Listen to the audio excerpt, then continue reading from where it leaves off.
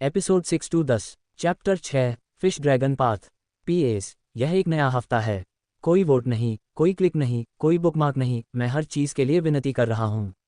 यश ने मजे मजे में 1500 पाउंड के स्टोन लॉक को आसानी से हवा में उछाल दिया। 1800 पाउंड के स्टोन लॉक को एक दर्जन से अधिक बार उठाने के बाद भी यश का चेहरा लाल नहीं हुआ था और उसकी सांसें भी नहीं फूल रही थीं। केवल 2000 पाउंड के स्टोन लॉक ने यश को थोड़ा हौंफने पर मजबूर किया। 2300 पाउंड का स्टोन लॉक भी अभी तक यश की सीमा तक नहीं पहुंचा था।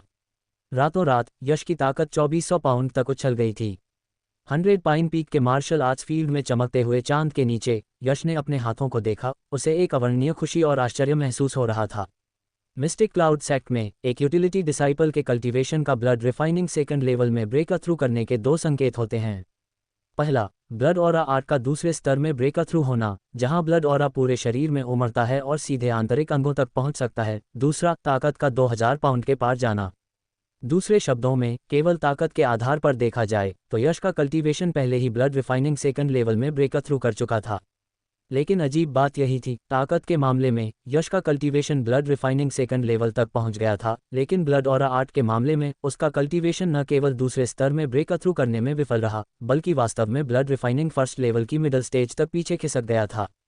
Cultivation blood refining first level की मिडल स्टेज का, फिर भी ताकत ब्लड रिफाइनिंग सेकंड लेवल की इस अजीबोगरीब स्थिति ने यश को थोड़ा हैरान कर दिया था। मिस्टिक क्लाउड सेक्ट में लगभग 1 साल तक रहने के बाद उसने कई अजीब चीज़ों के बारे में सुना था, लेकिन अपनी जैसी स्थिति के बारे में उसने पहले कभी नहीं सुना था। क्या यह अजीब स्थिति मिराज ड्रैगन पल का वही हेवन डिफाइंग पहलू हो सकता है? जब मिराज ड्रैगन पल उसके साथ जुड़ा था, उस समय हुई असामान्यताओं को याद करते हुए, जिसमें उसके शरीर से रिसने वाली बदबूदार गंदगी की परत भी शामिल थी, यश इस बात को लेकर और भी निश्चित हो गया। उसे बस अभी इसका विशिष्ट कार्य नहीं पता था, लेकिन यश का मानना था कि समय और अभ्यास के साथ मिराज ड्रैगन पल के रहस्य एक दिन उसके द्वारा उजागर कर ही लिए जाएंगे। हालांकि यश के आश्चर्य के लिए इसमें किसी लंबे समय के अभ्यास की आवश्यकता नहीं पड़ी। अगले 5-6 दिनों के भीतर उसने मूल रूप से मिराज ड्रैगन पल के कार्य को समझ लिया। ध्यान देने पर यश ने पाया कि इन पिछले कुछ दिनों में जब भी वह ब्लड ऑरा आर्ट को कल्टीवेट करता था, तो आर्ट द्वारा संचालित ब्लड ऑरा शांजोंग एक्यू पॉइंट तक पहुंचने पर हमेशा पल से होकर गुजरता था, मानो मिराज ड्रैगन पल उसके शांजोंग एक्यू पॉइंट के साथ एक हो गया हो। एक अजीब बात हुई, कल्टीवेशन से उत्पन्न भारी मात्रा में ब्लड ऑरा पल से गुजरने के बाद यह 1/3 या उससे भी अधिक सिकुड़ जाता था। हालांकि ध्यान से महसूस करने पर यश ने पाया कि मिराज ड्रैगन पल से निकलने वाला वह सिकुड़ा हुआ ब्लड ऑरा बेहद शुद्ध हो गया था, यहाँ तक कि ब्लड ऑरा का रंग भी गहरा, जीवंत लाल हो गया था। इतना ही नहीं, यश ने यह भी पाया कि ब्लड ऑरा के सिकुड़ने के बाद उसके मेरिडियंस में इसके संचार की गति तेज और अधिक शक्तिशाली हो गई थी। ये बदलाव सीधे तौर पर यश के शारीरिक गठन के परिवर्तन में परिलक्षित हुआ। लगभग हर रात के कल्टीवेशन के बाद यश की ताकत और गति में बेहद स्पष्ट वृद्धि देखी गई। स्टोन मैरो स्पिरिट लिक्विड लेते समय यश की ताकत एक ही रात में 50 या 60 पाउंड बढ़ सकती थी। 4-5 दिनों के बाद जब यश का कल्टीवेशन उस स्थिति में लौट आया जहां ब्लड ऑरा उसके मेरिडियंस में भर गया था, तो उसकी ताकत वास्तव में 2600 पाउंड तक पहुंच गई थी। ये जानना जरूरी है कि समीर, जो उसके साथ एक ही कमरे में रहता था और जिसका कल्टीवेशन पहले ही ब्लड रिफाइनिंग सेकंड लेवल के पीक पर पहुंच चुका था, उसकी ताकत भी केवल 2700 पाउंड थी। दूसरे शब्दों में, यश के फर्स्ट लेवल ब्लड रिफाइनिंग के ब्लड ऑरा में ब्लड रिफाइनिंग सेकंड लेवल की क्षमता थी। इसके अलावा कई दिनों के निरंतर शोध के माध्यम से यश ने पाया कि ब्लड एसेंस सूप का सेवन करने का प्रभाव वैसा ही था जैसा मिराज ड्रैगन पल होने से पहले था, लेकिन ब्लड ऑरा की मात्रा में वृद्धि 1/3 कम हो गई थी। इन सभी अवलोकनों और अध्ययनों के परिणामों ने अंततः यश को एक बात की पुष्टि करने दी, मिराज ड्रैगन पल का हेवन डिफाइंग प्रभाव। ये टेम्परिंग था। जब वह कल्टीवेट करता था तो ये स्वचालित रूप से उसके ब्लड ऑरा कल्टीवेशन को टेम्पर करने में मदद करता था, जिससे उसका ब्लड ऑरा कल्टीवेशन अधिक रिफाइन हो जाता था। अधिक स्पष्ट रूप से कहें तो, यदि सामान्य रूप से ब्लड ऑरा आर्ट को चलाने से उत्पन्न ब्लड ऑरा लोहा था, तो मिराज ड्रैगन पल ने उसके ब्लड ऑरा को स्टील में टेम्पर कर दिया था। कल्टीवेशन के समान स्तर पर इसने उसके ब्लड ऑरा कल्टीवेशन को उसके शरीर को कहीं अधिक मजबूती प्रदान करने की अनुमति दी। ये तथ्य कि फर्स्ट लेवल पर होने के बावजूद अब उसके पास ब्लड रिफाइनिंग सेकंड लेवल की ताकत थी, इसका सबसे अच्छा प्रमाण था। दुर्भाग्य से, हालांकि यश ने मिराज ड्रैगन पल के हेवन डिफाइंग प्रभाव की टेम्परिंग के रूप में पुष्टि कर ली थी, उसने लंबे समय तक बिना सील वाले मिराज ड्रैगन पल के भीतर अंतरिक्ष की पहली परत का अध्ययन करने की कोशिश की थी, लेकिन उसे कोई सुराग नहीं मिला था। इसने यश के दिल में मिराज ड्रैगन पल के बारे में संदेह और प्रत्याशा का एक अंश छोड़ दिया। पलक झपकते ही 20 से अधिक दिन बीत गए। मिस्टिक क्लाउड सेक्ट के वार्षिक असेसमेंट में केवल 3 दिन बचे थे। इन 20 से अधिक दिनों के दौरान यश ने अपने दैनिक काम खत्म करने के बाद अपना लगभग सारा समय कल्टीवेट करने में बिताया। चूंकि उसका कल्टीवेशन बढ़ गया था, इसलिए जिन कामों को पूरा करने में पहले दिन में 5 घंटे लगते थे, वे अब केवल 4 घंटे में पूरे हो जाते थे। बचे हुए समय में यश पाइन के जंगल में एक छिपी हुई जगह पर उस एकमात्र फिस्ट टेक्निक का अभ्यास करता था जो मिस्टिक क्लाउड सैक्ट ने यूटिलिटी डिसाइपल्स को सिखाई थी, bear king shouldering mountain fist. ये यूटिलिटी डिसाइपल्स द्वारा अपनी ताकत को निखारने और अपनी हड्डियों को टैम्पर करने के लिए उपयोग की जाने वाली एक एंट्री लेवल फिस्ट टेक्निक थी। अजीब बात यह थी कि जब यश अतीत में bear king shouldering mountain fist के 3 मूव्स और 9 स्टाइल्स का अभ्यास करता था, हालांकि वह पूरे सेट को आसानी से पूरा कर सकता था, लेकिन हर मूव और स्टाइल हमेशा बहुत सख्त होता था। लेकिन उस रात के बाद जब उसके शरीर से बदबूदार गंदगी की वह परत रिसकर बाहर आई थी, bear king shouldering mountain fist पर उसकी महारत काफ़ी बढ़ गई थी। उसके मुक्कों से हवा में सीटी बजती थी और उसकी हरकतें बहते पानी की तरह तरल थीं, जिसमें रुकावट का नामोनिशान नहीं था। विशेष रूप से इन 20 से अधिक दिनों के कड़े अभ्यास के बाद यश की bear king shouldering mountain fist Sameer से भी बेहतर हो गई थी, जो 2 साल से एक इनिशिएट था।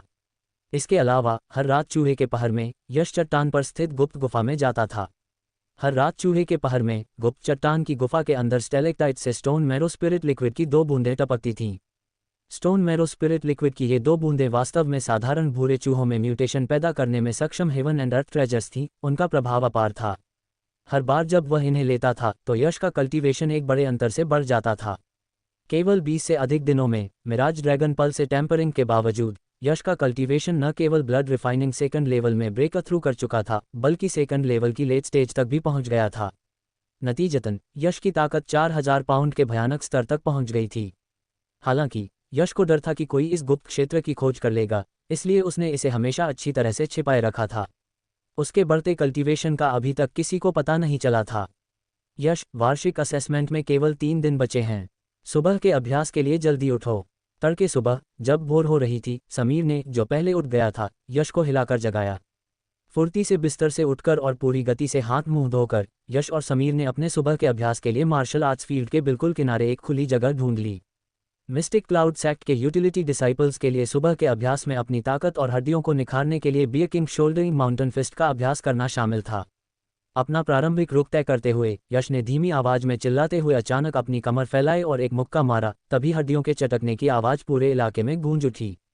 Lazy bear stretching, bear king exits the cave. Smack. Yash ने हवा में एक खुला हाथ मारा, जिसकी आवाज हवा में कोड़ा मारने जैसी थी, जिससे हवा में एक तेज सीटी की आवाज पैदा हुई। हर मूव और स्टाइल के बीच यश के मुक्कों से उत्पन्न होने वाली हवा और भी तीव्र होती गई। जब वह अंतिम move bear king shouldering mountain तक पहुंचा तो उसके मुक्कों से वास्तव में एक हल्की सुनहरी हवा निकली। यश के मुक्कों से उत्पन्न हल्की सुनहरी हवा ने समीर को चौंका दिया, जो पास ही अभ्यास कर रहा था। शानदार यश, मुक्कों से सुनहरी हवा। मैंने इतने लंबे समय तक अभ्यास किया है और अभी भी यह नहीं कर सकता। तुमने ये कैसे किया? समीर हैरान दिख रहा था। क्या यह इसलिए नहीं है क्योंकि मैं मजबूर हूँ? वार्षिक सेक्ट ग्रैंड एग्जाम आ रहा है। अगर मैं पास नहीं हुआ तो मुझे सेक्ट से बाहर निकाल दिया जाएगा। अगर मुझे मिस्टिक क्लाउड सेक्ट से बाहर निकाल दिया गया तो मेरे माता पिता बहुत निराश और दुखी होंगे। इतना ही नहीं, मुझे कबीले से अंतहीन उपहास और ताने सहने पड़ेंगे। मेरा जीवन मूल रूप से खत्म हो जाएगा। इसलिए मुझे अपना सब कुछ झोंकना होगा। यश ने अपने मुक्कों को पीछे खींचा और स्थिर खड़ा हो गया। उसका चेहरा न तो लाल था और न ही उसकी सांस फूल रही थी। ब्लड रिफाइनिंग सेकंड लेवल में कदम रखने के बाद उसका ब्लड ऑरा, जो लहरों जितना शक्तिशाली था, उसके आंतरिक अंगों को गहराई से पोषण दे सकता था, उन्हें मजबूत और शक्तिशाली बना सकता था और उसकी सांसों को बहुत लंबा कर सकता था। अतीत में सुबह के अभ्यास के दौरान bear king shouldering mountain fist के सिर्फ एक राउंड के बाद यश बैल की तरह हौंफने लगता था और पसीने से तरबतर हो जाता था। लेकिन अब लगातार 3 राउंड के बाद भी उसकी सांसें बिल्कुल भी अव्यवस्थित नहीं थीं। यह मजबूत आंतरिक अंगों और लंबे समय तक चलने वाली सांसों का लाभ था। समीर ने जोर से सिर हिलाया। हाँ, सेक्ट से बाहर निकाले जाने से बचने के लिए हमें अपना सब कुछ झोंकना होगा। मैं लगभग 1 महीने से ब्लड रिफाइनिंग सेकंड लेवल के पीक पर अटका हुआ हूँ। जब तक मैं अपना सब कुछ लगा देता हूँ, मैं ब्लड रिफाइनिंग थर्ड लेवल में ब्रेक थ्रू कर पाऊंगा और ऑरा को एक पल में बदल पाऊंगा। ये कहने के बाद समीर ने यश की ओर देखना बंद कर दिया और bear king shouldering mountain fist का अभ्यास करने पर पूरा ध्यान केंद्रित किया। उसके मुंह के हवा में सीटी बजा रहे थे। क्लैंग, एक गोंग बजा, जो दैनिक सुबह के अभ्यास के अंत का संकेत था। सब लोग इधर आओ, मुझे कुछ कहना है। जब 100 पाइन पीक के यूटिलिटी डिसाइपल्स के मैनेजर सुपरवाइजर शर्मा की आवाज़ गूंजी तो अभ्यास कर रहे सभी डिसाइपल्स ने तुरंत वह काम रोक दिया जो वे कर रहे थे और सुपरवाइजर शर्मा के सामने जमा हो गए, जिनके हाथ में गोंद था। 3 दिन। वार्षिक सेक्ट ग्रैंड एग्जाम में 3 दिन और बचे हैं। मैं जो कहना चाहता हूं वह यह है कि भले ही आप में से कुछ लोगों को 3 दिनों में पहाड़ के फाटकों से बाहर कर दिया जाएगा, लेकिन इन 3 दिनों के लिए आपके दैनिक कामों में जरा सी भी कमी नहीं होनी चाहिए। सुपरवाइजर शर्मा की नज़र अनजाने में यश और अन्य लोगों पर चेतावनी के स्पष्ट भाव के साथ पड़ी। जाहिर है, सुपरवाइजर शर्मा की नज़र में यश उन लोगों में से था जिन्हें इस साल निश्चित रूप से निकाल दिया जाएगा। यश की नज़र दबाव पड़ने पर हमेशा की तरह नीचे नहीं झुकी, इसके बजाय उसने चमकती आंखों से सुपरवाइजर शर्मा को घूरा, बिल्कुल भी पीछे नहीं हटा। उसके बढ़ते कल्टीवेशन ने यश को पहले ही पर्याप्त आत्मविश्वास दे दिया था। ठंडी, असंतुष्ट फुफकार के साथ सुपरवाइजर शर्मा ने अपनी बात जारी रखी। दूसरी बात जो मैं कहना चाहता हूं वह इस पीक के सीड कैंडिडेट्स के मामले के बारे में है। सुपरवाइजर शर्मा ने सबसे ऊंची पीक मिस्टिक क्लाउड पीक की ओर हाथ जोड़कर कहा, सेक्ट के आदेश के अनुसार सेक्ट ग्रैंड एग्जाम के बाद फिश ड्रैगन पाथ एक बार खोला जाएगा। कोई भी यूटिलिटी डिसाइपल जो फिश ड्रैगन पाथ को पार कर सकता है, चाहे उसका कल्टीवेशन स्तर कुछ भी हो, उसे सीधे आउटर सेक्ट डिसाइपल के रूप में पदोन्नत किया जा सकता है। थोड़ी देर रुकने के बाद सुपरवाइजर शर्मा ने आगे कहा, हालांकि हमारे मिस्टिक क्लाउड सेक्ट में लाखों यूटिलिटी डिसाइपल्स हैं। उस समय केवल विभिन्न यूटिलिटी पीक्स के सीड कैंडिडेट्स ही फिश ड्रैगन पाथ का प्रयास करने के पात्र होंगे। इस बिंदु पर सुपरवाइजर शर्मा ने भीड़ में विक्रम की ओर देखा। इस साल हमारी पीक का सीड कैंडिडेट विक्रम है। यदि आप में से कोई भी असंतुष्ट है तो आप सुबह के अभ्यास के दौरान मेरी उपस्थिति में या 3 दिनों में आपके ग्रैंड एग्जाम की अध्यक्षता करने वाले डिवाइन एनवाई के आने के बाद विक्रम को चुनौती दे सकते हैं। विजेता, बशर्ते उसे किसी और ने नहीं हराया हो, इस पीक का सीड कैंडिडेट होगा। ये कहकर सुपरवाइजर शर्मा अपना गोंद लेकर चले गए। अगर कोई मुझे चुनौती देना चाहता है तो बस सामने आओ। देखते हैं कि मैं उसे तब तक नहीं पीटता जब तक कि वह जमीन पर अपने दांत न ढूंढने लगे। भीड़ में विक्रम, जो पिछले साल 100 पाइन पीक पर सबसे मजबूत था, उसने अपनी आस्तीनें चढ़ाईं, अपना सीना ताना और दांत पीसते हुए अपनी चेतावनी भरी नजरें सब पर घुमाईं। मिस्टिक क्लाउड सेक्ट के यूटिलिटी डिसाइपल्स के दैनिक काम बहुत भारी होते हैं, जो हर दिन उनका बहुत सारा समय खा जाते हैं और उनके कल्टीवेट करने के समय का अतिक्रमण करते हैं। 100 पाइन पीक पर जहां यश था, वहां यूटिलिटी डिसाइपल्स का दैनिक काम कटोरे के आकार के 50 आयरन ब्रांच पाइन काटना और उन्हें पहाड़ की तलहटी तक ले जाना था। आयरन ब्रांच पाइन बेहद सख्त होते हैं। कभी कभी जब लकड़ी काटने वाला चाकू उन पर प्रहार करता था तो चिंगारियां उड़ती थीं। जब यश पहली बार आया था तो एक दिन का काम पूरा करने में उसे 7 डबल ओवर लग जाते थे। यहाँ तक कि 100 पाइन पीक के वर्तमान सबसे मजबूत व्यक्ति और सीड कैंडिडेट विक्रम के लिए भी कामों को पूरा करने में कम से कम 3 डबल ओवर लगते थे। आमतौर पर यूटिलिटी डिसाइपल सुबह के अपने पाठ समाप्त करने के बाद थोड़ी देर आराम करते थे और फिर पेड़ काटने के लिए पहाड़ पर जाते थे, लेकिन आज नाश्ता करने के बाद वे सभी जल्दबाजी में पहाड़ पर चढ़ गए। हर कोई इस दबाव में ब्रेक थ्रू हासिल करने और जल्द से जल्द आउटर सेक्ट डिसाइपल बनने का प्रयास करने की उम्मीद कर रहा था। आउटर सेक्ट डिसाइपल की स्थिति की तुलना में यूटिलिटी डिसाइपल की स्थिति आकाश और पाताल के अंतर जैसी थी। यश भी कोई अपवाद नहीं था। नाश्ता खत्म करने के बाद वह अपना लकड़ी काटने वाला चाकू लेकर जल्दी ही पहाड़ पर चला गया। रास्ते में यश फिश ड्रैगन पाथ और सीड कैंडिडेट्स के मामलों पर विचार कर रहा था। मिस्टिक क्लाउड सेक्ट के भीतर जल्दी आउटर सेक्ट डिसाइपल बनने का यही शॉर्टकट था। एक बार जब कोई आउटर सेक्ट डिसाइपल बन जाता तो उसे यूटिलिटी डिसाइपल के कल्टीवेशन रिसोर्स से कई गुना अधिक प्राप्त होता और वह अभ्यास करने के लिए अपनी खुद की मार्शल स्किल और माइंड कल्टीवेशन टेक्निक भी चुन सकता था। लेकिन फिश ड्रैगन पाथ के लिए प्रतिस्पर्धा करने के लिए किसी को पहले एक पीक का सीड कैंडिडेट बनना होता था। दूसरे शब्दों में, यदि यश फिश ड्रैगन पाथ में भाग लेना चाहता था तो उसे पहले 100 पाइन पीक के सीड कैंडिडेट विक्रम को हराना होगा। यश ने विक्रम को तब तक पीटने का सपना देखा था जब तक कि उसका सिर टूट न जाए और खून न बहने लगे। उस दिन विक्रम ने यश की मां द्वारा भेजी गई हर चीज को बर्बाद कर दिया था। जब भी यश उस दृश्य के बारे में सोचता था तो वह विक्रम को मार डालने की इच्छा करता था। लेकिन ताकत, सब कुछ ताकत पर निर्भर था। कहा जाता था कि विक्रम की ताकत कुछ समय पहले ही ब्लड रिफाइनिंग 3rd लेवल के पीक तक पहुंच गई थी, जो आउटर सेक्ट डिसाइपल बनने के लिए ब्लड रिफाइनिंग 4th लेवल में ब्रेक थ्रू करने से सिर्फ एक कदम दूर था। हालांकि इस अंतिम कदम को पार करना इतना आसान नहीं था। इसमें 1 महीना, 2 महीने या आधा साल भी लग सकता था। यश का वर्तमान cultivation blood refining 2nd level की लेट स्टेज पर था, लेकिन क्योंकि उसका ब्लड ऑरा बेहद सघन था, इसलिए उसके पास 4000 जिन की विशाल शक्ति थी। शक्ति का ये स्तर ब्लड रिफाइनिंग 3rd लेवल की लेट स्टेज के मार्शल आर्टिस्ट के बराबर था। लेकिन ब्लड रिफाइनिंग 3rd लेवल के पीक पर विक्रम की तुलना में अभी भी एक अंतर था। Break through. इन 3 दिनों के भीतर मुझे ब्रेक थ्रू की उम्मीद में कड़ाई से कल्टीवेट करना होगा।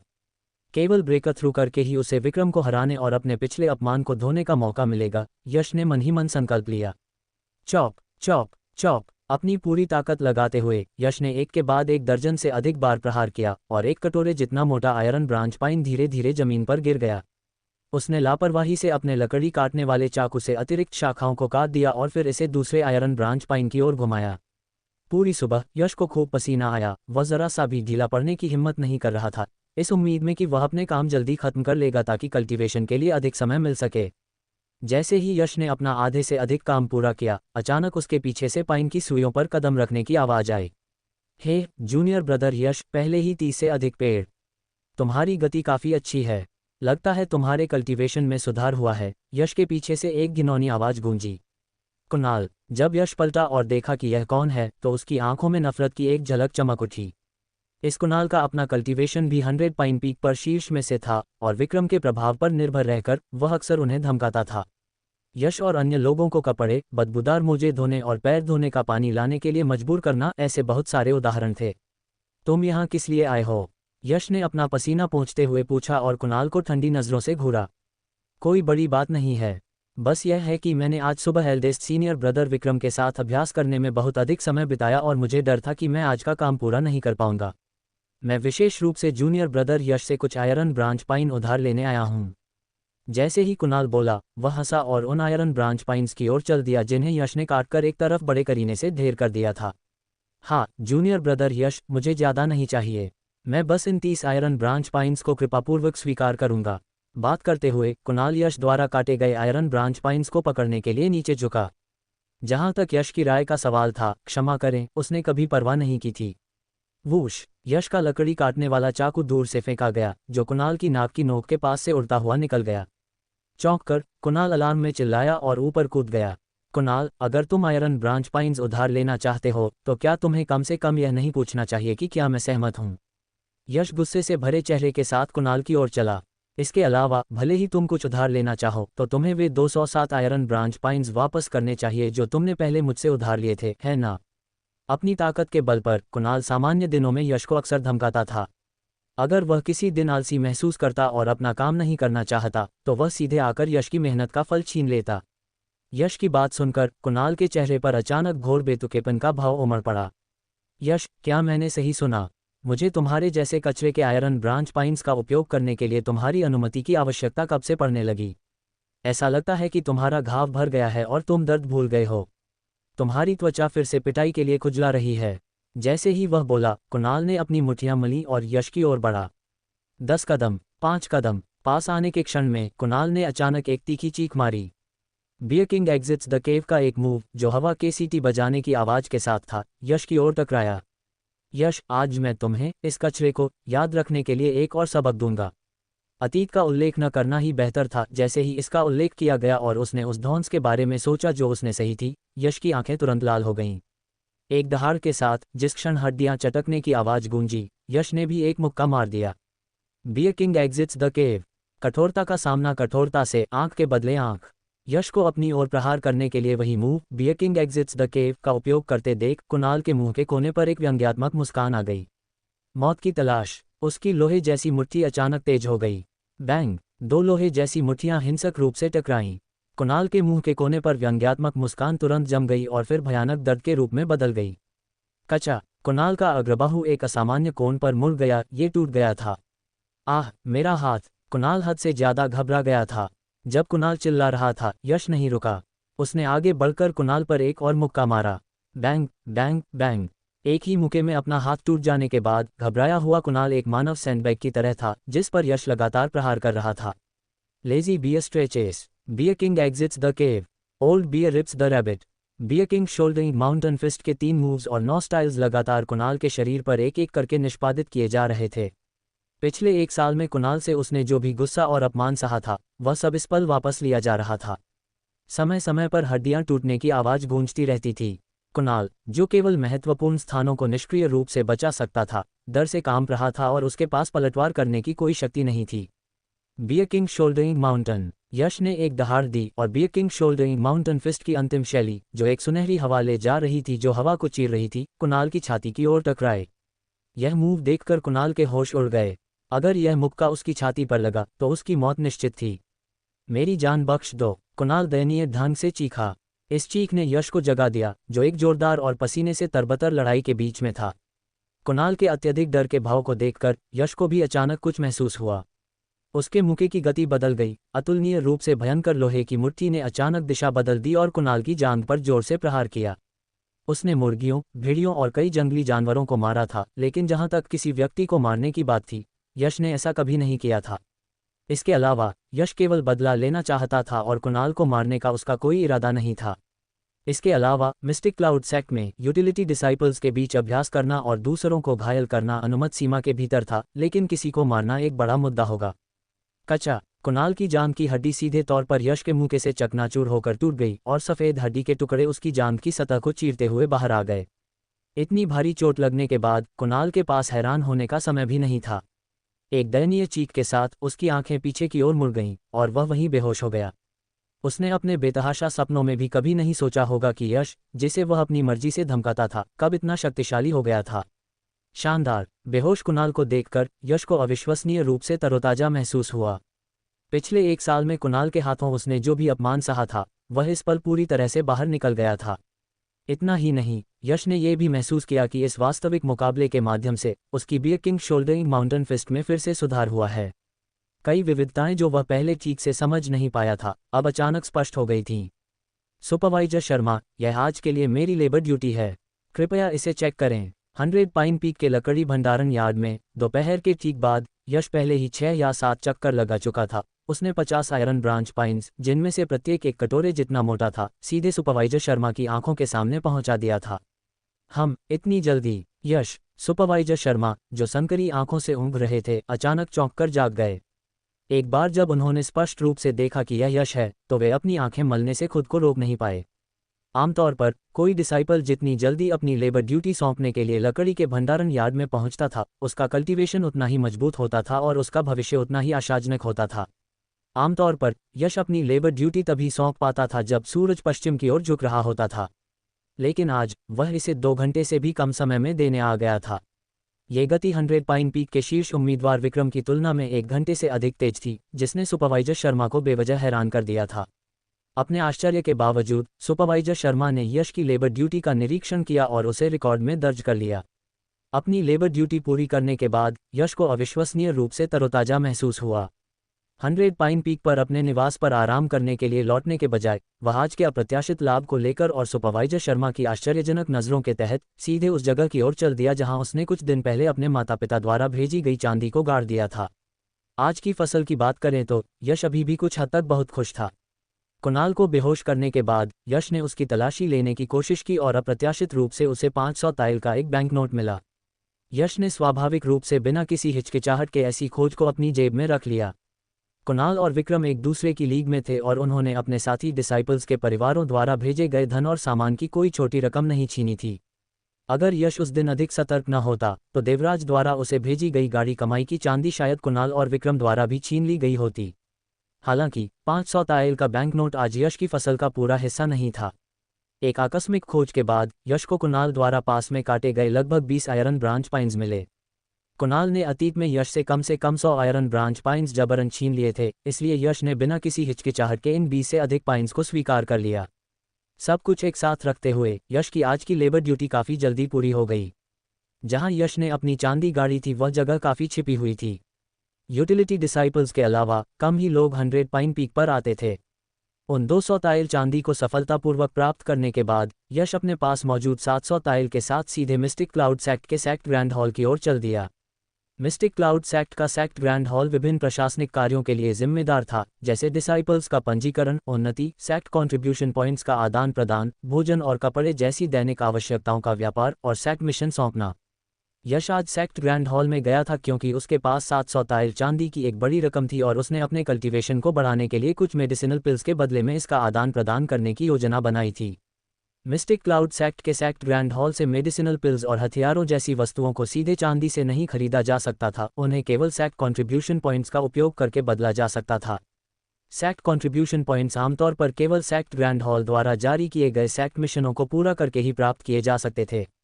हालांकि यूटिलिटी डिसाइपल्स इन पॉइंट्स को अर्जित करने के लिए सेक्ट मिशनों को पूरा करने के पात्र नहीं थे। लेकिन mistake cloud sect contribution points चांदी दान करके प्राप्त किए जा सकते थे, जो मिस्टिक क्लाउड सेक्ट के यूटिलिटी डिसाइपल्स के लिए उन्हें प्राप्त करने का एकमात्र तरीका था। 10 टाइल चांदी दान करने पर एक सेक्ट कंट्रीब्यूशन पॉइंट मिलता था, जो 10 से 1 का अनुपात था। उदाहरण के लिए, मिस्टिक क्लाउड सेक्ट द्वारा विशेष रूप से आउटर सेक्ट डिसाइपल्स के लिए प्रदान की गई ब्लड एसेंस पिल की कीमत प्रति पिल 20 सेक्ट कंट्रीब्यूशन पॉइंट थी। दूसरे शब्दों में, एक पिल के लिए 200 टाइल चांदी। इस कीमत को सस्ता माना जाता था। यदि मिस्टिक क्लाउड सेक्ट की ब्लड एसेंस पिल खुले बाजार में बेची जाती तो आसानी से प्रति पिल 200 टाइल से अधिक चांदी मिल सकती थी। ये कहा जा सकता था कि यश काफ़ी भाग्यशाली था।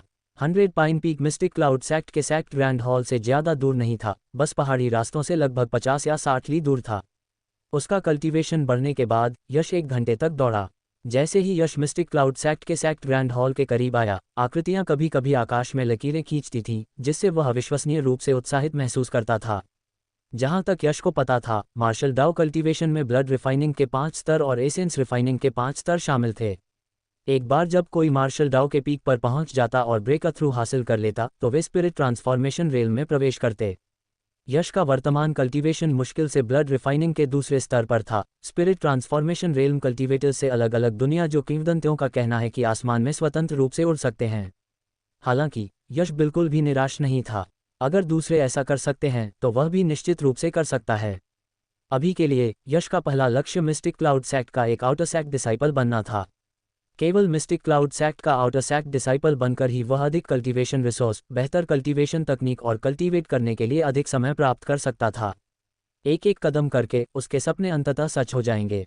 मिस्टिक क्लाउड सेक्ट के सेक्ट ग्रैंड हॉल ने एक विशाल क्षेत्र को कवर किया था, लेकिन वहां आने जाने वाले कई डिसाइपल्स नहीं थे। ड्यूटी पर केवल कुछ बुजुर्ग सेक्ट डीकन थे, जिनके कल्टीवेशन के आगे ब्रेक थ्रू की कोई उम्मीद नहीं थी। हालांकि आसपास कई डिसाइपल्स नहीं थे, लेकिन यश, ग्रे कपड़े पहने एक यूटिलिटी डिसाइपल, वहां खड़ा होकर अभी भी काफी स्पष्ट था। चारों ओर देखने पर सेक्ट ग्रैंड हॉल में चलने वाले डिसाइपल्स या तो काले रंग में आउटर सेक्ट डिसाइपल्स थे या सफेद रंग में इनर सेक्ट डिसाइपल्स थे। ग्रे रंग के कपड़े पहने यूटिलिटी डिसाइपल यश आज वहां अपनी तरह का अकेला व्यक्ति था। किसी ने यश पर ध्यान नहीं दिया। जब मिस्टिक क्लाउड सेक्ट डिसाइपल्स ने, जो एक दूसरे का विनम्रता से अभिवादन कर रहे थे, उसके भूरे रंग के कपड़े देखे तो दयालु लोगों ने बस उसे नजरअंदाज कर दिया और चले गए। जो थोड़े से भी बुरे थे, वे अपनी आंखों में घृणा दिखाते और उससे बचते। कुछ तो इतने आगे बढ़ गए कि गति बढ़ा दी और बिना रास्ता दिए सीधे उसकी ओर चार्ज कर दिया, जिससे घबराया हुआ यश रास्ते से हटने के लिए हाथापाई करने पर मजबूर हो गया। यदि कोई आउटर सेक्ट डिसाइपल किसी यूटिलिटी डिसाइपल को पीट पीट कर मार डालता तो यह मूल रूप से व्यर्थ की मौत थी। भले ही आउटर सेक्ट डिसाइपल के लिए कोई सजा हो, ये केवल चिंतन में दीवार का सामना करने जैसी मामूली बात होगी। सौभाग्य से ये आउटर सेक्ट डिसाइपल्स आमतौर पर खुद को उच्च सम्मान में रखते थे। क्या यह उनके लिए एक यूटिलिटी डिसाइपल के स्तर तक गिरने से नीचे नहीं होगा? हालांकि जबकि उन काले वस्त्र वाले आउटर सेक्ट डिसाइपल्स ने यश का सामना करते समय अपनी नाक आसमान से भी ऊंची कर ली थी, श्वेत वस्त्र वाले इनर सेक्ट डिसाइपल्स का सामना करते समय उनका व्यवहार तुरंत सम्मानजनक हो गया। जहां भी श्वेत वस्त्र वाले इनर सेक्ट डिसाइपल्स जाते, काले वस्त्र वाले डिसाइपल्स हमेशा रास्ता बनाते। अचानक हवा को चीरते हुए एक शक्तिशाली हवा की आवाज गूंज उठी। सेक्ट ग्रैंड हॉल में चल रहे इनर और आउटर सेक्ट डिसाइपल्स सभी ने आकाश की ओर देखा और हॉल तुरंत जीवंत हो गया। काव्यांजलि, देखो, सीनियर सिस्टर काव्यांजलि यहाँ है। जैसे ही कोलाहल उठा, रंगीन रोशनी की एक लकीर अत्यधिक गति से सेक्ट ग्रैंड हॉल की ओर आसमान से गोता लगाती हुई आई। जब प्रकाश धीमा हुआ तो यश ने स्पष्ट रूप से देखा कि यह काव्यांजलि में एक महिला थी। उसकी अविश्वसनीय गति के कारण उसकी उपस्थिति धुंधली थी। जब उसने महिला का चेहरा साफ साफ देखा तो यश पल भर के लिए दंग रह गया। अलौकिक। हालांकि काव्यांजलि में इस महिला ने हल्का मेकअप पहना था और उसकी भौहों को नाजुक रूप से ट्रेस किया गया था, लेकिन उसके बहते बालों और फड़फड़ाते काव्यांजलि ने उसे एक परी की तरह अलौकिक आभा दी। एक ही नज़र में यश को हीन भावना महसूस हुई। काव्यांजलि में महिला के आगमन से सेक्ट डीकन, जो सेक्ट ग्रैंड हॉल में शांति से बैठे थे, तुरंत सचेत हो गए। कई सेक्ट डीकनों ने अपने कपड़े सीधे किए और उनका स्वागत करने के लिए एक साथ हॉल के प्रवेश द्वार पर गए। मुझे आश्चर्य हुआ कि कौन सा ट्रू डिसाइपल आया है, लेकिन ये परी काव्यांजलि निकली। क्या मैं पूछ सकता हूं कि परी काव्यांजलि के पास सेक्ट ग्रैंड हॉल के लिए क्या निर्देश हैं? कई सेक्ट डीकन ने उनका अभिवादन किया। उनके भाव अविश्वसनीय रूप से सम्मानजनक हो गए। यहाँ तक कि पहले से ही घमंडी श्वेत वस्त्र वाले इनसेक्ट डिसाइपल्स भी अब आज्ञाकारी रूप से एक पंक्ति में खड़े होकर उनका एक स्वर में अभिवादन कर रहे थे। क्या डीकन वासुदेव यहाँ हैं? क्या डीकन वासुदेव, जो जानवरों की बीमारियों के इलाज में कुशल हैं, यहाँ हैं? परी काव्यांजलि ने इन इनसेक्ट डिसाइपल्स के अभिवादन को पूरी तरह से नज़रअंदाज कर दिया और जल्दी से डीकन हरिनाथ को पकड़ लिया, जो पूछने के लिए मेडिसिनल पिल के मामलों के प्रभारी थे। तभी यश ने स्पष्ट रूप से देखा कि परी काव्यांजलि ने अपनी बाहों में एक काले और सफ़ेद रंग के स्पॉटेड सिवेट को पकड़ रखा था। ये काले और सफ़ेद रंग का स्पॉटेड सिवेट बहुत प्यारा लग रहा था, लेकिन अजीब तरह से यह कुछ चिड़चिड़ा और बेचैन लग रहा था। इसकी पीठ के बाल खड़े थे और अगर परी काव्यांजलि इसे शांत करने की पूरी कोशिश नहीं कर रही होती तो ये लोगों पर हमला कर देता। पूछताछ किए जा रहे डीकन हरिनाथ का चेहरा काला पड़ गया। परी काव्यांजलि, डीकन वासुदेव का पिछले साल उनके जीवनकाल के समाप्त होने के कारण निधन हो गया था। यह उत्तर सुनकर परी काव्यांजलि का चेहरा निराशा से भर गया। जैसे ही उसकी बाहों में स्पॉटेड सिवेट की पुकार अधिक जरूरी हो गई, उसकी अभिव्यक्ति तेजी से चिंतित हो गई। क्या मैं पूछ सकता हूँ, परी काव्यांजलि, कि क्या आप डीकन वासुदेव की तलाश कर रही थीं क्योंकि आपकी बाहों में स्पॉटेड सिवेट है? डीकन हरिनाथ ने पूछा जब उनके दिमाग में एक विचार आया। हाँ, परी काव्यांजलि ने बोलते समय अपने पतले जेड जैसे हाथों से स्पॉटेड सिवेट को लगातार शांत किया। 3 दिन पहले रूही अचानक किसी अज्ञात कारण से असामान्य रूप से चिड़चिड़ी हो गई। ये दिन ब दिन बदतर होता जा रहा है। आज वह फल खाने से भी मना कर रही है और लगभग मुझे काट ही लेती है। मुझे समझ नहीं आ रहा था कि ऐसा क्यों है, इसलिए मैं डीकन वासुदेव से चिकित्सा सहायता लेने आई थी, लेकिन मुझे इसकी उम्मीद नहीं थी। डीकन हरिनाथ के माथे पर सिलवटें पड़ गईं। परी काव्यांजलि, जानवरों के लिए आपके द्वारा कल्टीवेट किया गया ऑरा एक स्पिरिट मेडिसिन है जो उनकी सभी बीमारियों को ठीक कर सकता है। यदि आप इसका एक छोटा सा हिस्सा डालती हैं तो यह। मैंने कोशिश की है, लेकिन ये बेकार है। डीकन हरिनाथ, आप सभी ज्ञानी और अनुभवी हैं। क्या आपके पास उसका इलाज करने का कोई तरीका है? रूही 10 साल से अधिक समय से मेरे साथ है और मेरे लिए बहुत महत्वपूर्ण है। बोलते बोलते परी काव्यांजलि रोने जैसी सूरत बना रही थी। ये बूढ़ा आदमी भी इसका कारण नहीं जानता। हालांकि आप बीस्ट स्पिरिट पिल आजमा सकती हैं जिसका उपयोग सेक्ट पहाड़ की रक्षा करने वाले स्पिरिट बीस्ट्स के इलाज और उन्हें मजबूत करने के लिए करता है। लेकिन मैं इस बात की गारंटी नहीं दे सकता कि यह असरदार होगा या नहीं, डीकन हरिनाथ ने कहा। जल्दी लाओ। कई बीस्ट स्पिरिट पिल्स लेने के बाद परी काव्यांजलि अपनी बाहों में स्पॉटेड सिवेट को लेकर उड़ गई और क्षितिज पर गायब हो गई। जाती हुई परी काव्यांजलि को देखकर यश ने सिर हिलाया। वह निश्चित था कि बीस्ट स्पिरिट पिल का उस स्पॉटेड सिवेट पर कोई प्रभाव नहीं पड़ेगा और वास्तव में कोई स्पिरिट पिल या चमत्कारी दवा काम नहीं करेगी। यश को अभी अभी स्पॉटेड सिवेट की रोने की आवाज़ से कुछ सुराग मिल गए थे। परी काव्यांजलि के जाने के बाद सेक्ट ग्रैंड हॉल, जो असामान्य रूप से शांत हो गया था, एक बार फिर से शोरगुल वाला हो गया। सफ़ेद कपड़े पहने इनसेक्ट डिसाइपल्स के सम्मानपूर्ण भाव गायब हो गए और वे एक बार फिर घमंडी हो गए। बुजुर्ग सेक्ट डीकन, जो एक पल पहले ऊर्जा से भरे हुए थे, वे सभी अपनी सीटों पर लौट आए और अपने कर्तव्यों को उदासीन तरीके से फिर से शुरू कर दिया। क्या सख्त पदानुक्रम है। हल्की आह के साथ यश सेक्ट ग्रैंड हॉल में गया, एक पुराने डीकन को ढूंढ निकाला और अपने बैंकनोट्स निकाले। डीकन, मैं सेक्ट कंट्रीब्यूशन पॉइंट्स के लिए विनिमय करना चाहता हूँ। PS, भाइयों, जब आप पढ़ना खत्म कर लें तो क्लिक करना न भूलें। अपने रिकमेंडेशन वोट और बुकमार्क मुझे पहले ही दे दें। 100 पाइन पीक के रास्ते में यश ने जिन मेडिसिनल पिल्स की 2 बोतलों का आदान प्रदान किया था, उन्हें कीमती खजाने की तरह जकड़ लिया था, इस डर से कि कहीं वे उसके हाथों से उड़ न जाएं क्योंकि वह दौड़ रहा था। 700 ताइल चांदी, जो 3 लोगों के परिवार के लिए 7 या 8 साल तक समृद्ध रूप से जीने के लिए पर्याप्त थी, केवल 70 कॉन्ट्रीब्यूशन पॉइंट के लिए विनिमय की गई थी। अंततः उसे जो मिला वह उसके ब्लड ऑरा को फिर से भरने के लिए 3 ब्लड एसेंस पिल्स और उपचार के लिए 2 वेन क्लियरिंग पिल्स थीं। ये कहना होगा कि मार्शल आर्ट्स का अभ्यास करना वास्तव में एक अत्यंत खर्चीला मामला था। गरीबों के लिए साहित्य, अमीरों के लिए मार्शल आर्ट्स, कहावत अपने वजन के बराबर सोने के लायक थी। यश अब कुछ हद तक समझ गया था कि मिस्टिक क्लाउड सेक्ट ने आउटर सेक्ट डिसाइपल बनने के लिए इतने सख्त नियम क्यों बनाए हैं। कल्टीवेशन रिसोर्स सीमित थे, उन्हें बर्बाद होने से बचाने के लिए और यह सुनिश्चित करने के लिए कि उनका अधिकतम प्रभाव हो, उन्हें उच्च गुणवत्ता वाले कल्टीवेशन रिसोर्स का आनंद लेने के लिए सबसे होनहार व्यक्तियों का चयन करने के लिए स्क्रीनिंग की परतों से गुजरना पड़ा। दरअसल यश अपने कंट्रीब्यूशन पॉइंट्स का इस्तेमाल एक अधिक उन्नत कल्टीवेशन तकनीक या मार्शल स्किल के आदान प्रदान के लिए करना चाहता था, लेकिन सेक्ट डीकन का उसे जवाब सिर्फ 3 शब्दों में था, योग्य नहीं। मिस्टिक क्लाउड सेक्ट में यूटिलिटी डिसाइपल्स केवल निचले स्तर की मेडिसिनल पिल्स और विविध वस्तुओं के आदान प्रदान के लिए कंट्रीब्यूशन पॉइंट्स का उपयोग कर सकते थे। उनके पास पहचान टोकन भी नहीं थे, इसलिए चांदी से एक्सचेंज किए गए कंट्रीब्यूशन पॉइंट्स का एक ही बार में उपयोग किया जाना था। जब वह 100 पाइन पीक पर लौटा तो अभी भी जल्दी थी। अधिकांश डिसाइपल्स अभी भी पहाड़ पर थे और विक्रम जैसे कुछ ही उच्च रैंकिंग वाले यूटिलिटी डिसाइपल्स अभी वापस आए थे। जब उन कुछ लोगों ने यश की आकृति देखी तो वे काफ़ी चकित रह गए। यश ने उनके साथ कोई भी शब्द बर्बाद नहीं किया और कल्टीवेट करने के लिए समय का उपयोग करने के लिए सीधे अपने कमरे में वापस चला गया। वह ये देखना चाहता था कि विशेष रूप से आउटर सैक डिसाइपल्स के लिए ये ब्लड एसेंस पिल्स वास्तव में कितनी शक्तिशाली थीं। एक ब्लड एसेंस पिल, जो एक हल्की मछली जैसी गंध छोड़ती थी, उसके पेट में प्रवेश करने के बाद यश ने तुरंत ब्लड ऑरा आर्ट को सक्रिय किया और इसके प्रभावों का कल्टीवेट करने और अनुभव करने के लिए अपनी आंखें बंद कर लीं। 1 घंटे से अधिक समय के बाद यश ने धीरे धीरे अपनी आंखें खोलीं। उसकी टकटकी आश्चर्य की भावना से भरी हुई थी। आउटर सैक डिसाइपल्स के कल्टीवेशन रिसोर्स हर 5 दिन में सिर्फ एक ब्लड एसेंस पिल ने यश को अविश्वसनीय रूप से ईर्ष्यालु बना दिया था।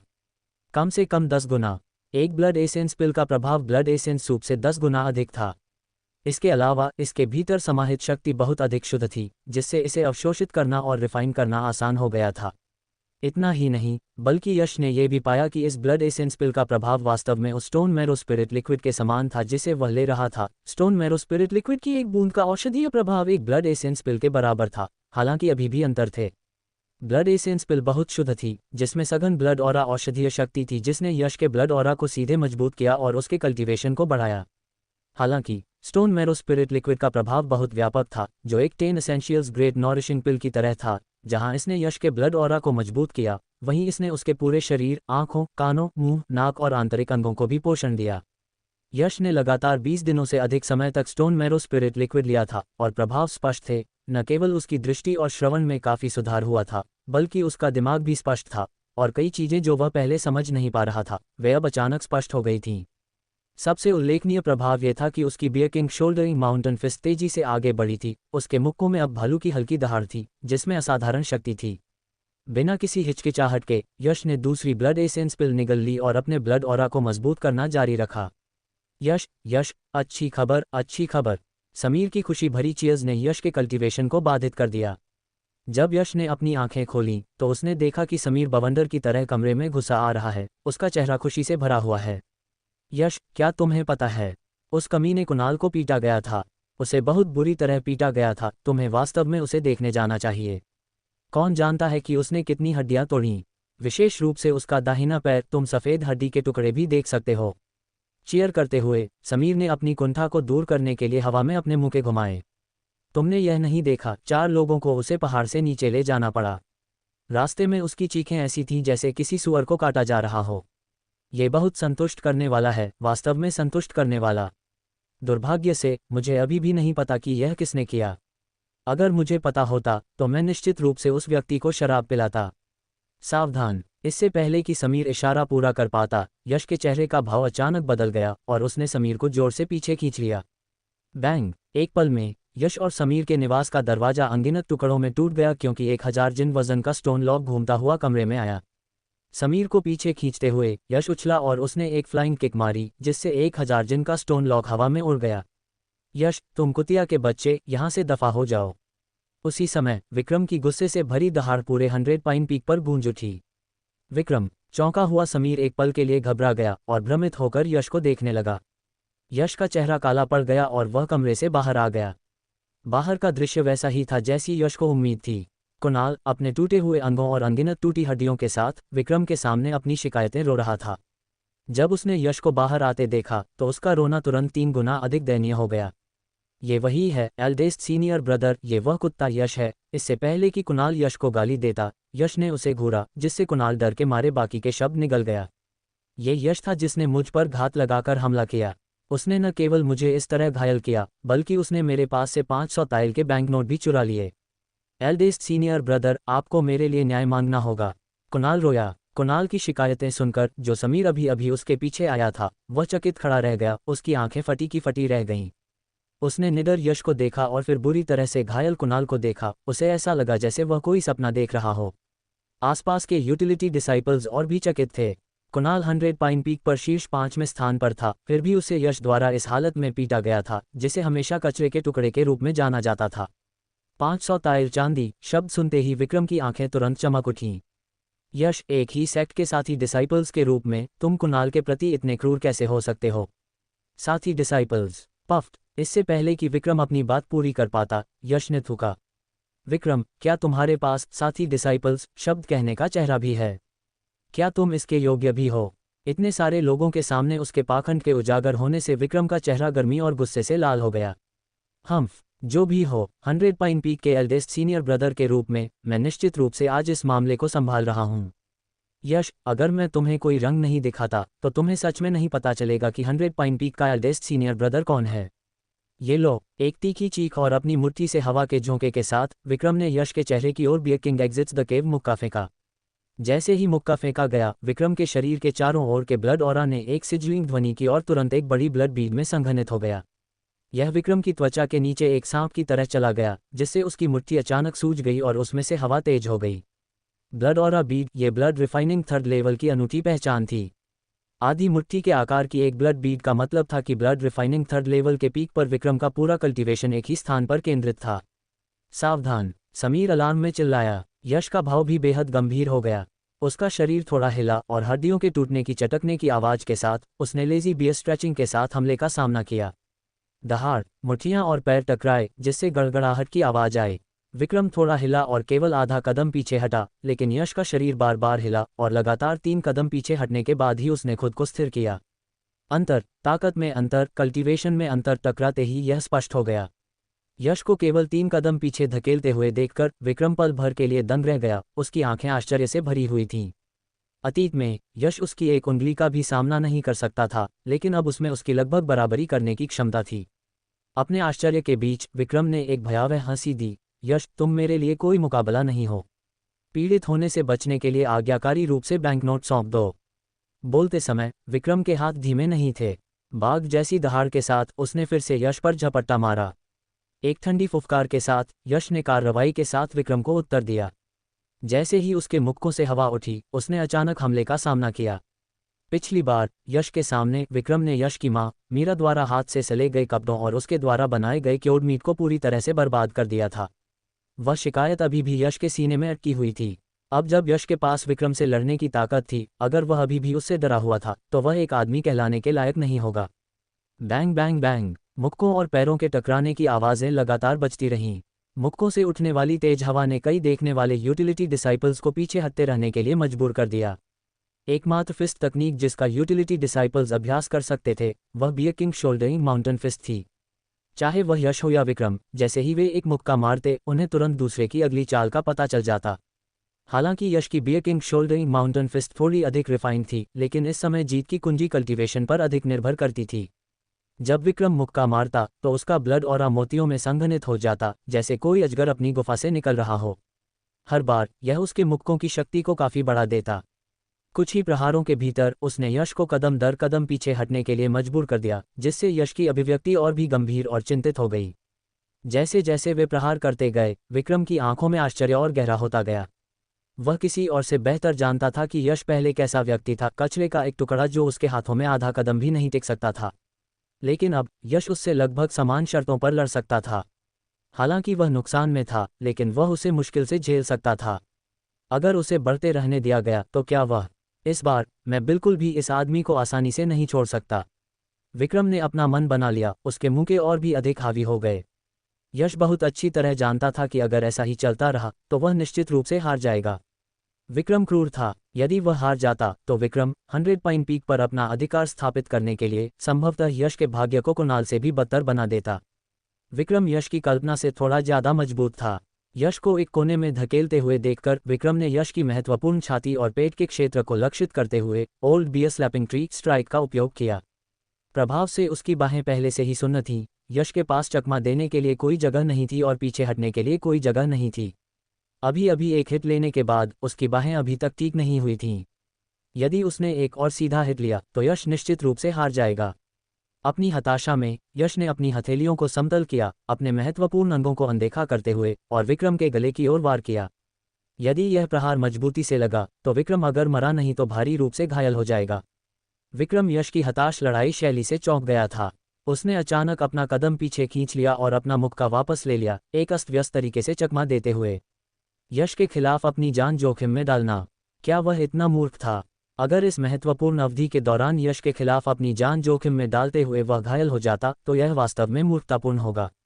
विक्रम को अस्त व्यस्त स्थिति में चकमा देते देख यश की आंखें अचानक चमक उठीं। हाँ, ये सब दांव पर लगा दो। क्रूर डरते हैं लापरवाह से और लापरवाह डरते हैं उनसे जो अपने जीवन को महत्व नहीं देते।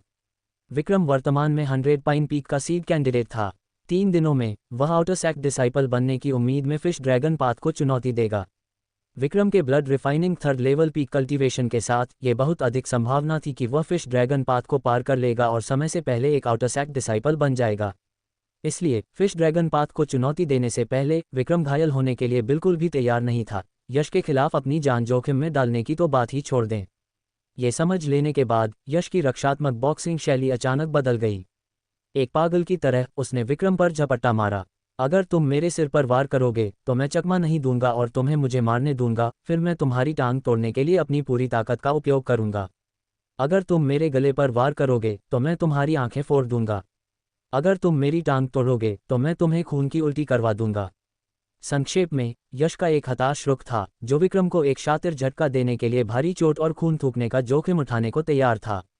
चोट के बदले चोट का व्यापार करने की इस शैली ने विक्रम को तुरंत दहशत में डाल दिया।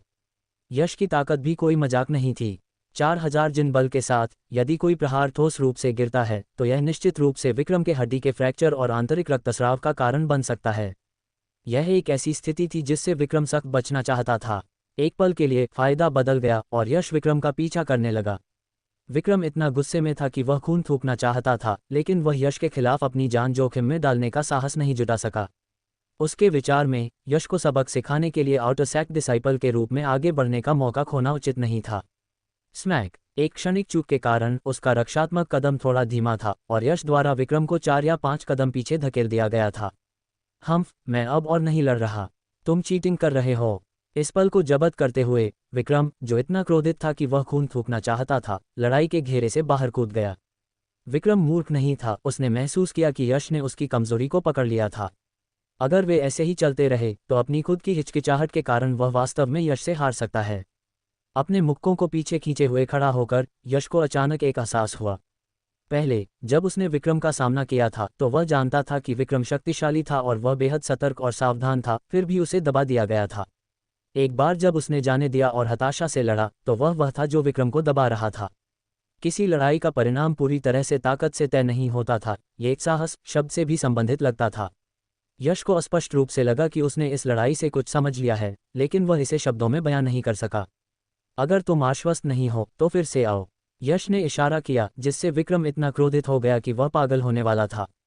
जब तुम जीतते हो तो तुम लोगों को धमकाते हो और जब तुम जीत नहीं सकते तो कहते हो कि मैं चीटिंग कर रहा हूं। विक्रम, क्या तुम बस इतना ही कर सकते हो? यश गर्व से खड़ा था और उसके सीने में फंसी शिकायत काफी कम हो गई थी। हालांकि ये रंजिश जल्द या बाद में सुलझानी ही पड़ेगी। जीत गए? अच्छा। समीर, जिसे होश आ गया था, उसने यश का हौसला बढ़ाया। जब तक यश विक्रम का सामना कर सकता है, उसे भविष्य में विक्रम के समूह से धौंस सहने की आवश्यकता नहीं होगी। यूटिलिटी डिसाइपल्स का समूह अब एक सपने की तरह जाग उठा था। उन्होंने यश को सदमे और खुशी दोनों के साथ देखा। उसके प्रति उनका नजरिया पूरी तरह से बदल गया था। पराजित विक्रम इतना निराश था कि वह खून थूकना चाहता था, लेकिन वह इसे बाहर नहीं निकाल सका, एक ऐसी भावना जिसने उसे पागल कर दिया। चलो, कुणाल को वापस उसके कमरे में ले चलो, विक्रम ने गुस्से से चिल्लाया, लेकिन कुछ ही यूटिलिटी डिसाइपल्स हिले, जिससे उसे और भी गुस्सा आया। आमतौर पर अगर उसने कहा कि वह अपने पैर धोना चाहता है तो कई लोग उसके लिए पानी लाने के लिए हाथापाई करेंगे। आज की लड़ाई के बाद कोई भी उसकी बात नहीं सुन रहा था। यश, तुम इंतजार करो। 3 दिनों में एक बार जब मैं सफलतापूर्वक फिश ड्रैगन पाथ को पार कर लेता हूं और एक आउटर सैक डिसाइपल बन जाता हूं, तो भले ही मुझे कारावास का सामना करना पड़े, मैं तुम्हारी जान ले लूंगा। गाली गलौज और मारपीट के बीच विक्रम ने कुछ यूटिलिटी डिसाइपल्स को कुणाल को वापस ले जाने के लिए प्रेरित किया। विक्रम के जाते ही मौके पर बचे यूटिलिटी डिसाइपल्स तुरंत यश के प्रति अविश्वसनीय रूप से गर्मजोशी दिखाने लगे। संबोधन का उनका रूप सीनियर ब्रदर यश में बदल गया। कुछ यूटिलिटी डिसाइपल्स जिन्होंने पहले यश को धमकाया था, वे अब अपनी ईमानदारी दिखाने के लिए उत्सुक थे, ये दावा करते हुए कि वे केवल विक्रम और कुणाल के आदेशों का पालन कर रहे थे। आकस्मिक रूप से कुछ शब्दों के साथ जवाब देने के बाद यश ने अपना सिर हिलाया और अंदर चला गया। ये लोग सच्चे दोस्त नहीं थे। विक्रम के साथ इस भयंकर युद्ध से, जहां उसने कई बार खतरे का सामना किया, उसे बहुत फायदा हुआ था। यश चुपचाप इस पर विचार करना चाहता था। 100 पाइन पीक के पूर्वी हिस्से के घर पूरी पीक पर सबसे अच्छे थे, जहां सबसे अच्छी रोशनी, वेंटिलेशन और सबसे शांत वातावरण था। ये वही जगह थी जहां विक्रम, कुणाल और अन्य लोग रहते थे। एल्डेस्ट सीनियर ब्रदर, मैंने स्पष्ट रूप से देखा कि आप अभी अभी जीतने वाले थे। उस कचरे ने पलक झपकते ही आपको पीछे कैसे धकेल दिया? कुणाल के कमरे में एक यूटिलिटी डिसाइपल ने भ्रमित होकर पूछा। इसका जिक्र आते ही विक्रम का चेहरा विकृत हो गया। ऐसा इसलिए क्योंकि वह बच्चा बहुत चालाक था। उसने हिसाब लगाया कि मुझे 3 दिन में फिश ड्रैगन पाथ को चुनौती देनी है और उसने चोट के बदले चोट और जीवन के बदले जीवन का व्यापार करने की शैली अपनाई। नहीं तो हम्फ। विक्रम की मुट्ठी लकड़ी की मेज पर जोर से लगी। एक तेज धमाके के साथ मेज उसके मुंह से चकनाचूर हो गई। एल्डेस्ट सीनियर ब्रदर, उस कचरे यश ने आज आपको बहुत बुरा दिखाया। क्या आप वास्तव में उसे इतनी आसानी से छोड़ने वाले हैं? एल्डेस्ट सीनियर ब्रदर, आपको मेरे लिए बदला लेना होगा। अगर आपने यश से नहीं निपटा तो वह कचरा अब से आपके सिर पर हगेगा। बिस्तर पर लेटे कुणाल ने फिर से शिकायत और गुहार लगानी शुरू कर दी। वह हिम्मत नहीं करेगा। विक्रम गुस्से में चिल्लाया। 3 दिन रुको। 3 और दिनों में एक बार जब मैं फिश ड्रैगन पाथ पार कर लेता हूं और एक आउटर सैक डिसाइपल बन जाता हूं तो मैं उसे सीधे खत्म कर दूंगा। विक्रम ने गुस्से में कहा। एल्डेस्ट सीनियर ब्रदर, वह कचरा यश हमेशा से ही बेकार रहा है। मुझे याद है 1 महीने पहले उसका cultivation blood refining first level peak तक भी नहीं पहुंचा था। उसने 1 महीने से भी कम समय में blood refining second level peak में कैसे ब्रेक थ्रू किया? और उसकी युद्ध शक्ति भी आपके बराबर कैसे पहुंच रही है? एक यूटिलिटी डिसाइपल ने काफी संदेह से पूछा। हाँ, कुणाल के चेहरे पर भी शिकायत थी। 20 दिन पहले जब वह परिवार से मिलने के बाद वापस आया था, जब मैंने उसकी गठरी पकड़ी थी तो वह पादने की हिम्मत भी नहीं कर पाया था। लेकिन अब परिवार से मिलने, विक्रम का दिल अचानक एक धड़कन छोड़ गया।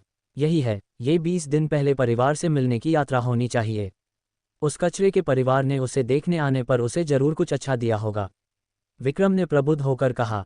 चांदी या मेडिसिनल पिल्स की एक बड़ी मात्रा, कम से कम ब्लड एसेंस पिल्स, या यहाँ तक कि स्पिरिट रिप्लेनिशिंग और बूस्टिंग पिल्स जो ब्लड एसेंस पिल्स से अधिक प्रभावी हैं। कुणाल अचानक चिल्लाया, यही है, ये होना ही चाहिए। एल्डेस्ट सीनियर ब्रदर, वह कचरा बहुत चालाक है। उसने उस दिन लौटने से पहले अपने परिवार द्वारा दिए गए खजाने को छिपा दिया होगा और फिर इन पिछले कुछ दिनों में चुपके से उन्हें ले लिया होगा। यही कारण है कि उसके कल्टीवेशन में इतनी तेजी से सुधार हुआ है। कुणाल की बात सुनकर विक्रम के हाव भाव भी भयावह हो गए। कोई आश्चर्य नहीं, उस दिन जब मैंने उसकी गठरी की तलाशी ली तो उसमें सिर्फ कुछ फटे कपड़े और सूखा मांस था। पता चला कि उसने बहुत पहले ही अच्छी चीजें छिपा दी थीं। ये कमीना सच में घृणित है। विक्रम ने एक क्रोधित हथेली से प्रहार किया जिससे हवा कोड़े की तरह सीटी बजाने लगी। बिस्तर पर लेटे हुए कुणाल ने अपने दांत पीसते हुए अचानक अपनी आंखें घुमाईं। एल्डेस्ट सीनियर ब्रदर, यश के पास निश्चित रूप से अभी भी कुछ खजाना बचा होना चाहिए। अन्यथा उसका कल्टीवेशन आपके कल्टीवेशन से कम है तो उसे आपका विरोध करने का विश्वास कहाँ से मिलेगा? तो क्या? विक्रम ने गहरी आवाज में कहा। एल्डेस्ट सीनियर ब्रदर, आपका कल्टीवेशन लंबे समय से blood refining 3rd level peak पर अटका हुआ है। यदि आपको यश के कल्टीवेशन के लिए उपयोग की जाने वाली मेडिसिनल पिल्स मिल जाएं जो आपको धक्का दे सकें तो हो सकता है कि आप एक ही बार में ब्लड रिफाइनिंग 4th लेवल में ब्रेक थ्रू कर सकें और सीधे आउटर सैक डिसाइपल बन सकें। कुणाल ने भयावह रूप से कहा। विक्रम की अभिव्यक्ति अचानक बदल गई। इसके अलावा, हालांकि आपके लिए इस साल फिश ड्रैगन पाथ को चुनौती देने की सफलता की संभावना अधिक है, ये 100% निश्चित नहीं है ना? कुणाल ने चुपचाप आग में घी डाला। विक्रम की अभिव्यक्ति अचानक तेज हो गई। बिल्कुल, मुझे बताओ, हमें क्या करना चाहिए? PS, कुछ दिनों तक चुपचाप अपलोड करने के बाद मुझे अचानक एहसास हुआ कि मुझे चिल्लाना है। जो पहिया चरमराता है उसी में तेल डाला जाता है। वाह, मुझे वोट, क्लिक और कलेक्शन चाहिए। वाह। वैसे, जिन भाइयों को लगता है कि चैप्टर बहुत छोटे हैं, वे ओल्ड पिग की बेस्ट सेलिंग पुरानी भी चेक कर सकते हैं।